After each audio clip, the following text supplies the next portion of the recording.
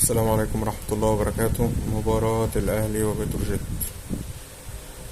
من أسوأ المباريات حرفيا، يعني الواحد اتفرج عليها الموسم ده لحد دلوقتي، وده بجد يعني. خلينا نبدأ بالتقييمات سريعا. محمد الشناوي 0، لازم يقعد. محمد هاني 2، ياسر إبراهيم 1، ياسين مرعي 3، محمد شكري 2، ديانج 6. يعني يعتبر كان احسن لعيب في الماتش، خاصة الشوط الاول. في كرة شالها يعني كانت شبه انفراد. محمد بن رمضان يعني 5، عشان صنع الجون بتاع جراديشار. تريزيجيه 2، زيزو 1، بن شرقي 1، طاهر 0. وما ينفعش ان هو يلعب مهاجم، وما ينفعش اصلا ان هو يلعب في النادي الاهلي.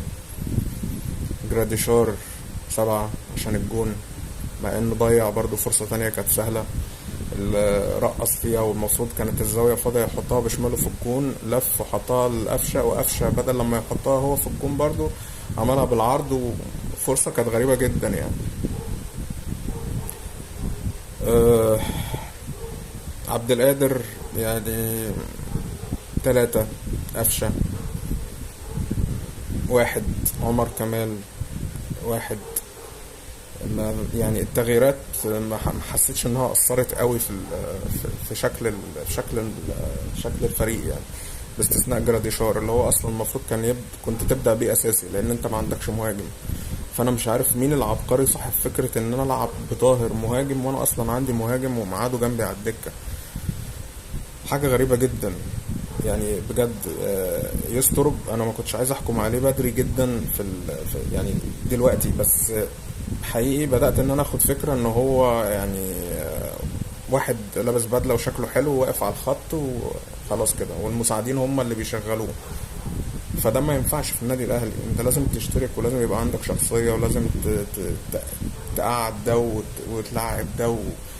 لازم وتتكلم مع اللعيبه وتكون حازم وشديد معاهم، ولازم حد يتكلم معاه في النقطه دي. اللعيب المصري مش لعيب اللي هو بياخد الاوردر او الاوامر كده، لا لازم تقعد معاه وتقنعه، وممكن تزعق له، وممكن هي كده، هي الكره المصريه كده.